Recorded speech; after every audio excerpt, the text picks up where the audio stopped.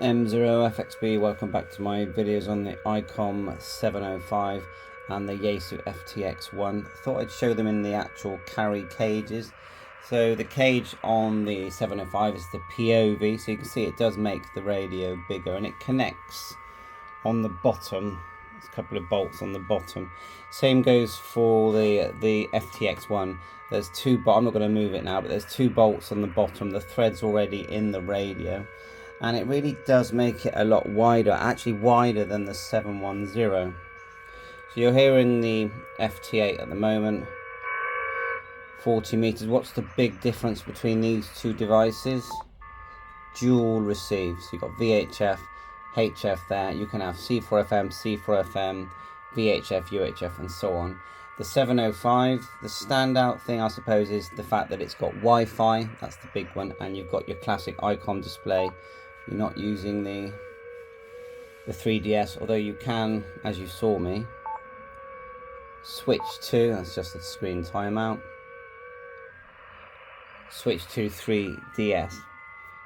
Now, in testing mine, they both work great, and you'll see now they've both got a GPS lock. My GPS antenna that I'm using on the FTX1 is called Thinkware, although Yaesu do make one. The Thinkware one is like this round thing here. The GPS, that's on the ICOM, and if we press and hold the function, go forward or back till we see, we will find it, on the APRS, oh there it is, the APRS list, and then GPS. Where is it? Not there. I'll find it.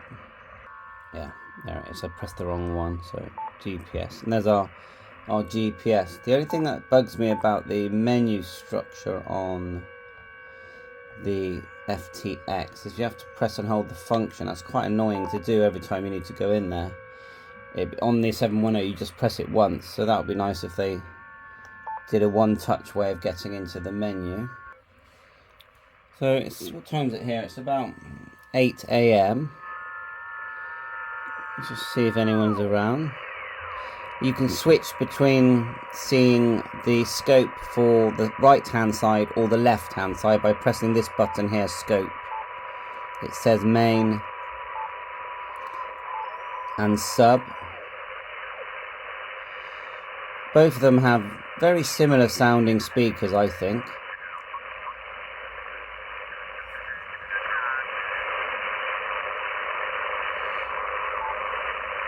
Averaging is on both.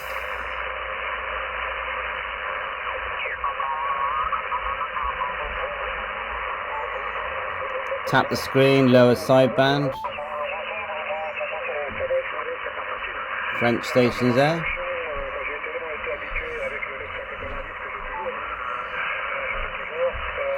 You can stack the displays as well.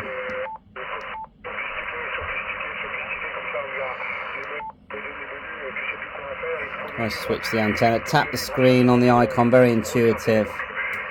40 meters, 7145. I grab an antenna.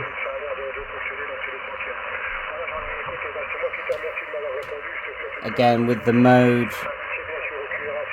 tap the screen, it's there. With the band on the FTX, you have to actually hold down this button here, the mag button. And yeah, both do 70 megahertz.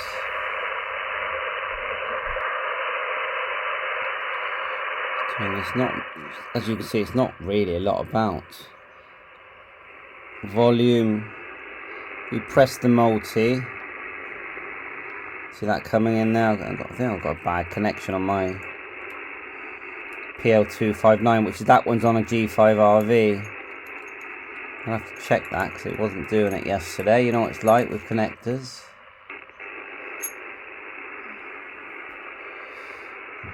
Okay, C4FM on this device.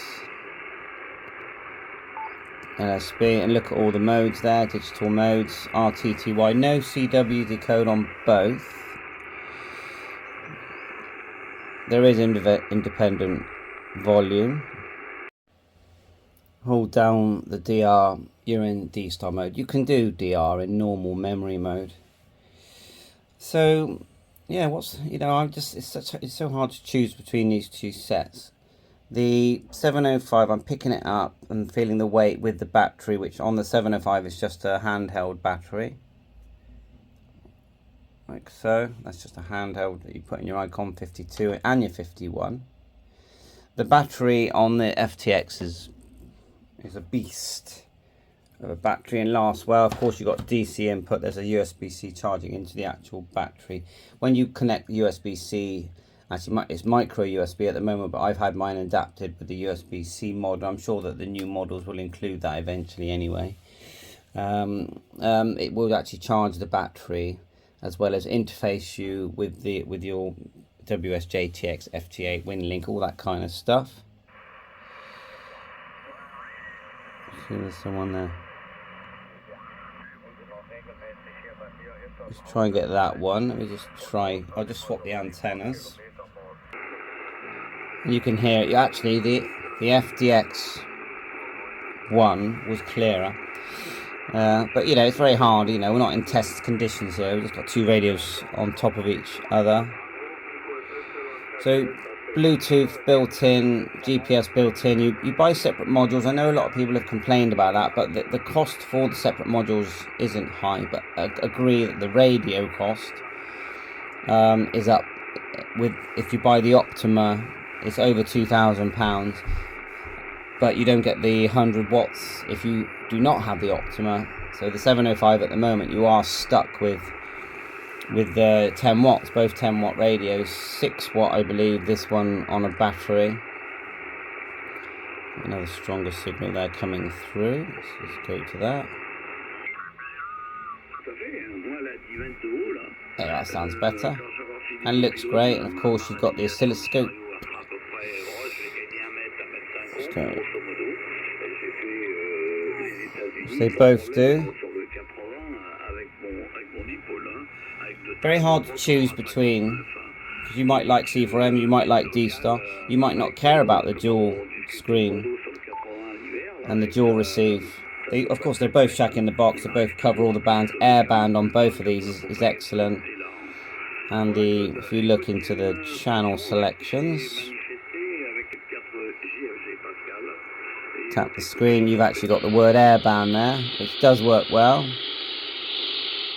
We're just on a HF antenna. Battery needs charging, as you can see, and you cannot TX. So tap the screen here. Let's get it right. Now, is there a dedicated Airband? I don't see it. Maybe there is, but you literally just tap the screen.